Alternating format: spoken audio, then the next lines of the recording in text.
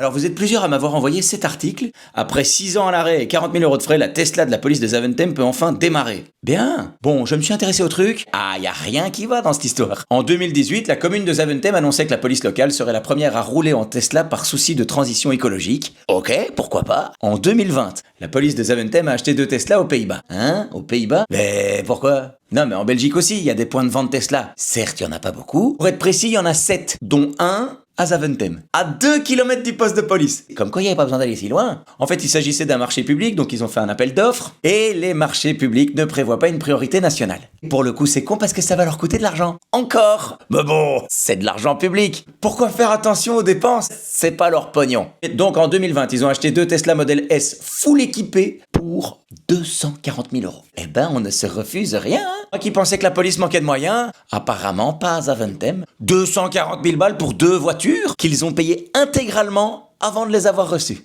Ça par contre c'est un peu con. Très con même. Ah ben si ça n'avait pas été de l'argent public, peut-être qu'ils auraient agi normalement. On paye un acompte et le solde à la livraison. Mais non, les rois du pétrole, ils ont tout payé d'un coup. Une fois les véhicules achetés, ils les ont pas reçus. Enfin si, mais la livraison s'est fait attendre longtemps. J'ai envie de dire, comme d'hab, ça en Belgique, c'est devenu un classique. On achète, et ensuite, on verra bien, mais on espère quand même que ça ne va plus trop traîner là. 2 ans. Ils ont attendu 2 ans avant de recevoir leur Tesla. Mais, oui, il y a un mais. Ah oui, sinon ce ne serait pas drôle. Quand ils ont reçu les véhicules, il n'y avait pas les documents nécessaires pour l'immatriculation en Belgique. Ah, c'est con ça, s'ils avaient acheté ici, ils n'auraient pas eu ce souci. Bon, point positif, ils n'ont pas abusé de leur pouvoir. C'est la police, tu vois, ils auraient pu mettre n'importe quelle plaque dessus, qui allait les contrôler. C'est eux qui font les contrôles. Finalement, ils ont reçu les papiers, mais que pour un des 2 véhicules. Ouais.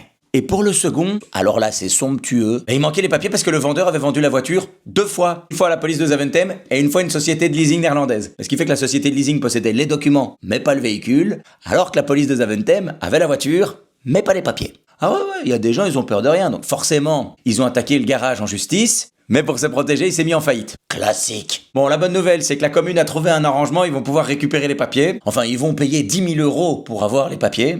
Oh, tu sais, à ce stade, on ne compte plus. On compte tellement plus qu'ils vont même devoir payer une 2e fois la TVA. 18 000 €. Bim! Pourquoi payer une 2e fois la TVA? Parce que ça correspond à la TVA sur le prix d'achat de la voiture. Comme eux, ils avaient tout payé d'un coup au début, mais qu'ils se sont fait arnaquer et que la Tesla finalement elle est restée immatriculée aux Pays-Bas, sur le plan administratif, ils doivent la réimporter. Et par conséquent, ils doivent repayer la TVA. Voilà. Moralité, prochaine fois, achetez en Belgique. Parce que l'Europe, c'est l'Union, mais pas tout à fait non plus. En tout cas, si vous passez du côté de Zaventem, respectez bien les limitations de vitesse. Parce qu'en plus des nids de poules, il y a les caisses qui ont besoin d'être enflouées. Elle est pas belle la vie. Et pour me voir en spectacle, www.lavietunefête.be/pe